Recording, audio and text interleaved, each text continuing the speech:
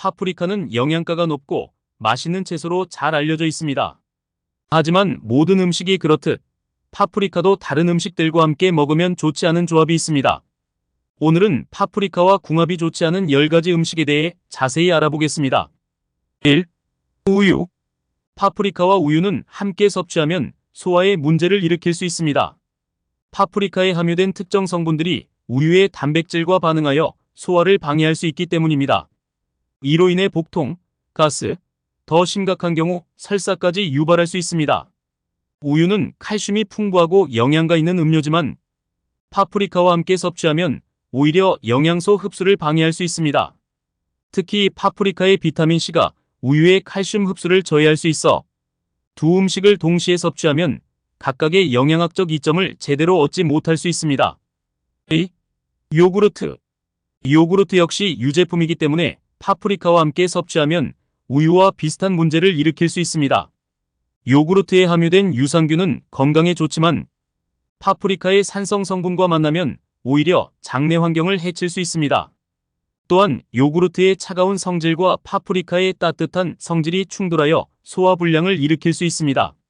이는 위장에 부담을 주어 불편함을 느끼게 할 수 있으며 심한 경우 복통이나 메스꺼움으로 이어질 수 있습니다. 3. 치즈. 치즈도 유제품의 일종으로 파프리카와 함께 먹으면 소화 과정에서 문제를 일으킬 수 있습니다. 치즈에 함유된 지방과 단백질이 파프리카의 섬유질과 만나면 소화 속도가 느려질 수 있기 때문입니다. 더욱이 치즈의 높은 지방 함량은 파프리카에 함유된 지용성 비타민의 흡수를 방해할 수 있습니다.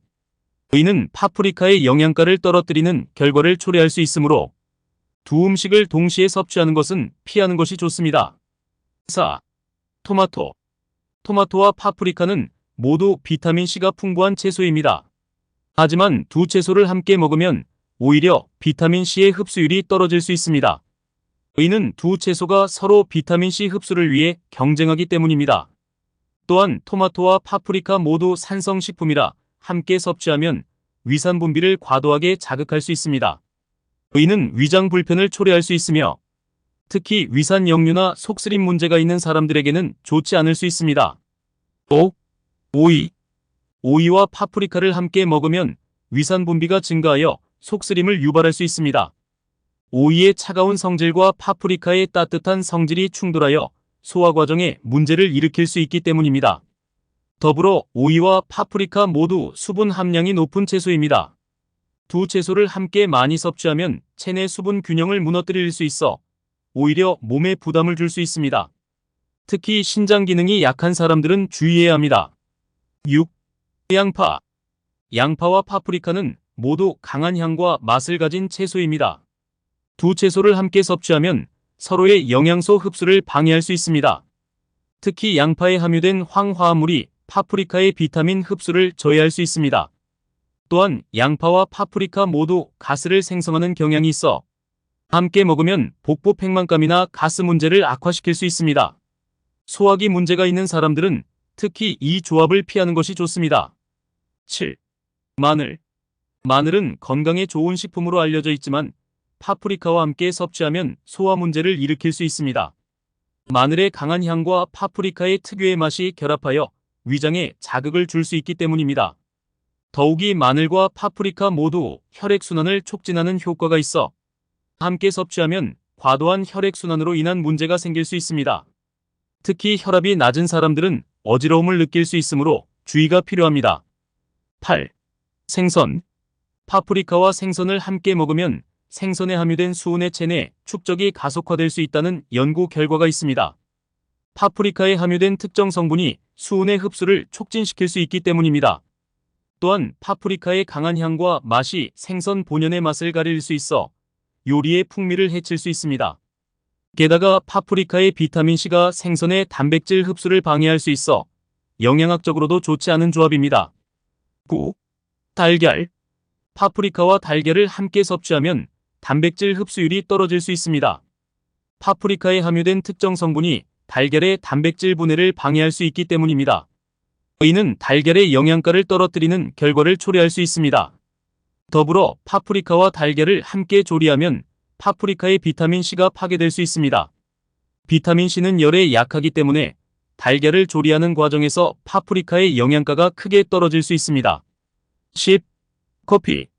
커피의 카페인은 파프리카에 함유된 다양한 영양소의 흡수를 방해할 수 있습니다.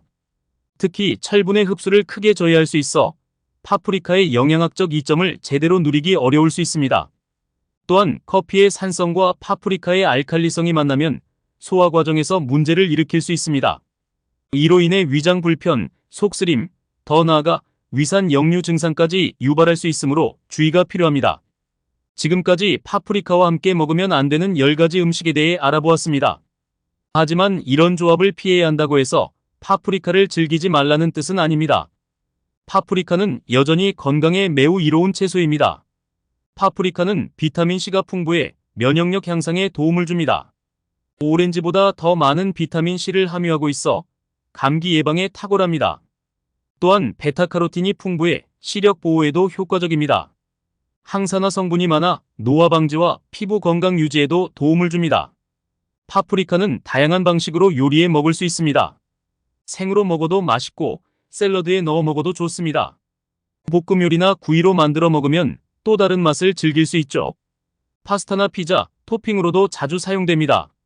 그러나 앞서 언급한 음식들과 함께 먹을 때는 주의가 필요합니다. 특히 우유와의 조합은 가장 위험할 수 있습니다. 파프리카와 우유를 함께 먹으면 심각한 소화 불량을 겪을 수 있으며 심지어 복통이나 설사로 이어질 수 있습니다. 또한 파프리카와 생선의 조합도 주의해야 합니다. 앞서 언급했듯이 이 조합은 체내 수은 축적을 가속화할 수 있습니다. 장기적으로 심각한 건강 문제를 일으킬 수 있으므로 특별히 주의가 필요합니다. 파프리카와 커피의 조합도 피하는 것이 좋습니다. 커피의 카페인이 파프리카의 영양소 흡수를 크게 방해하기 때문입니다. 파프리카를 아무리 많이 먹어도 그 효과를 제대로 보기 어려울 수 있습니다. 결론적으로 파프리카는 건강에 매우 좋은 채소지만 함께 먹는 음식에 따라 그 효과가 달라질 수 있습니다. 때로는 오히려 해로울 수 있죠. 건강한 식습관을 위해서는 음식 조합에 대한 이해가 필요합니다. 파프리카를 더 건강하게 즐기기 위해서는 단독으로 섭취하거나 상호작용이 적은 다른 채소들과 함께 먹는 것이 좋습니다. 예를 들어 브로콜리, 시금치, 당근 등과 함께 섭취하면 영양소 흡수를 극대화할 수 있습니다. 또한 파프리카를 조리할 때는 너무 오래 가열하지 않는 것이 좋습니다. 비타민C는 열에 약하기 때문에 살짝 데치거나 짧게 볶는 것이 영양소 보존에 도움이 됩니다. 마지막으로 파프리카는 농약이 많이 사용되는 채소 중 하나이므로 가능하면 유기농 제품을 선택하는 것이 좋습니다. 일반 파프리카를 구입했다면 꼭 깨끗이 씻어 먹어야 합니다. 이처럼 파프리카는 영양가 높은 채소지만 함께 먹는 음식과 섭취 방법에 따라 그 효과가 달라질 수 있습니다. 건강한 식습관을 위해 이런 정보를 잘 기억해 두세요. 여러분의 건강을 위해 앞으로도 유용한 정보를 계속 전해드리겠습니다. 구독과 좋아요, 그리고 알림 설정 꼭 부탁드립니다.